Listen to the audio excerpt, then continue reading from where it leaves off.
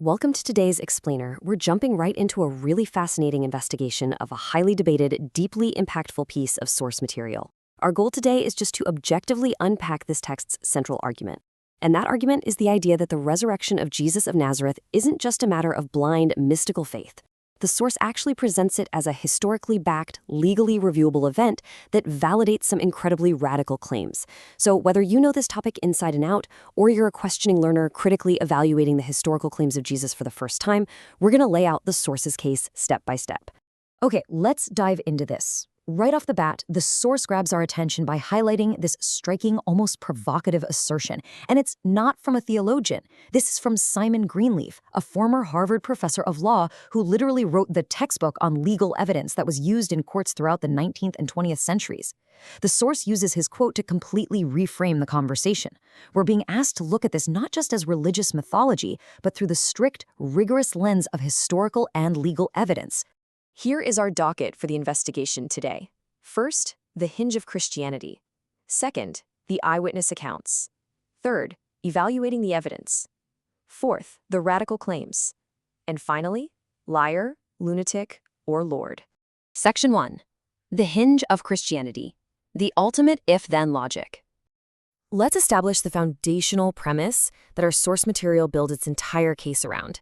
The text defines the resurrection as the hinge of Christianity, and it operates on this very stark, high-stakes, if-then logic. The concept is simple but absolutely profound. Basically, if this specific resurrection event actually happened in history, then everything Jesus claimed about himself is true. But if it didn't happen, the source argues that Christianity is merely a pipe dream philosophy of what human life could be. The text makes it super clear. Without this central, historically verifiable event, the whole religion essentially collapses. Everything rests on this one hinge. Moving to Section 2, the eyewitness accounts, compiling the historical record. Now, what's really interesting about this next phase of the investigation is how the source shifts from the premise to the ancient texts themselves. It treats the gospel accounts, Matthew, Mark, Luke, and John, neutrally, as compiled historical records. The source condenses these dense, ancient narratives into a crisp, chronological sequence of events. It carefully traces the timeline, starting at the 3rd hour with the crucifixion itself, moving through the 6th to 9th hour where darkness falls and Jesus breathes his last. That evening, Joseph of Arimathea officially secures the body and places it in a rock-hewn tomb. The very next day, religious leaders fear a hoax, so Roman guards secure and physically seal the heavy stone. And finally, on the 3rd day, women arrive to find that massive stone rolled away, the guards gone, and the tomb completely empty. But you know, an empty tomb alone isn't the whole argument. The source highlights a psychological and historical component here. These eyewitnesses didn't just claim to have a fleeting spiritual vision, they reported highly tangible interactions. We're talking about eating physical meals with Jesus after his resurrection. And even more crucial for our legal investigation, these witnesses maintained their accounts under the penalty of horrific torture and death. The source implies a really powerful historical metric. People will rarely, if ever, choose to be executed for a conspiracy they know they invented. That significantly elevates the credibility of the historical record. All right, Section 3, evaluating the evidence, the expert consensus. So, we have the ancient record and the context of the eyewitnesses. But how do modern, critical minds process all of this? Our source brings in several contemporary scholars, historians, and legal thinkers to weigh in. First up is John MacArthur. He states clearly, the resurrection is the pivot on which all of Christianity turns, and without which none of the other truths would much matter. Notice how he perfectly reinforces that hinge concept we talked about earlier. He's reminding us that Christianity isn't just a collection of nice moral teachings, it's tethered entirely to this singular event. Then the text presents the perspective of Lee Strobel. He was famously a former legal affairs journalist who originally approached the topic as a complete skeptic. And his conclusion? He decided the evidence was so compelling that Jesus proved his divinity by rising from the dead. The text uses Strobel to argue that accepting the resurrection isn't about abandoning your intellect.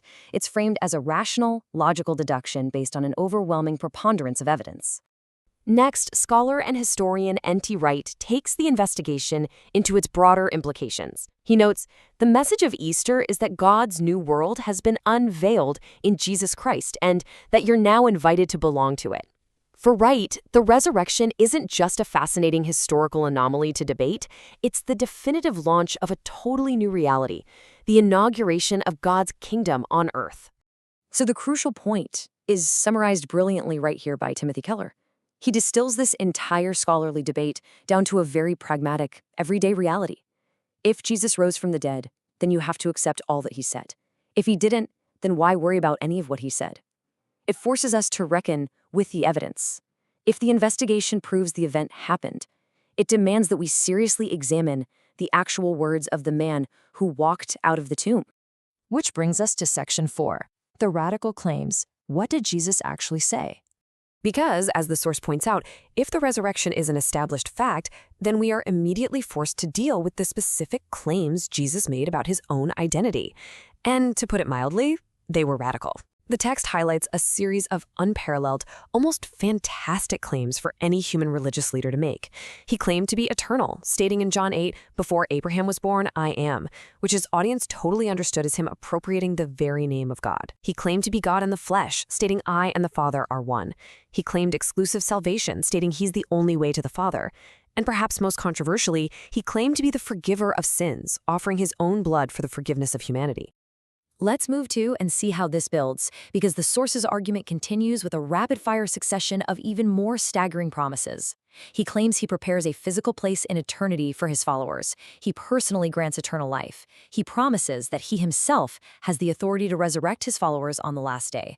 He offers ultimate rest to the weary and claims that finding him is literally like finding the most valuable hidden treasure in existence. The source makes it abundantly clear. You cannot simply call a man who says things like this just a good moral teacher. The sheer magnitude of these promises completely shatters that mold. Section 5. Liar, lunatic, or Lord, the final verdict. And this brilliantly illustrates the logical conclusion our investigation has been building toward. At the very end of the text, the source presents a famous trilemma to force a resolution to everything we've just covered. The source argues we are left with only 3 logical options. If a man makes the radical claims we just saw, he can only fall into one of 3 categories. Step 1. He is a liar. He knew he wasn't God, but deliberately and wickedly deceived his followers. Step 2. He is a lunatic. He was genuinely crazy, completely deluded into believing he was the creator of the universe. Or, Step 3. He is Lord. He is exactly who he claims to be. The text insists there is absolutely no comfortable middle ground here. To summarize the source's final, crucial point, the historical reality of the resurrection is the definitive proof that eliminates those first 2 options. If the timeline is accurate, the eyewitness testimony holds up legally, and he actually conquered death, well then, he can't simply be a liar or a lunatic. The resurrection isn't just a fascinating historical footnote for scholars to debate. It's presented as the ultimate, undeniable proof that forces a deeply personal verdict from every single person who examines it. Which brings us to the end of our explainer, and to the powerful question the source material leaves hanging in the air for you. Based on the historical, legal evidence we've just investigated, the compiled eyewitness accounts, and the staggering claims he made, who do you decide he is? Liar, lunatic, or Lord? It's a massive, monumental question to weigh. I hope this structured look at the source material has given you some clarity and sparked your curiosity to dig even deeper. Thank you so much for joining me on this explainer today. Keep questioning and keep learning.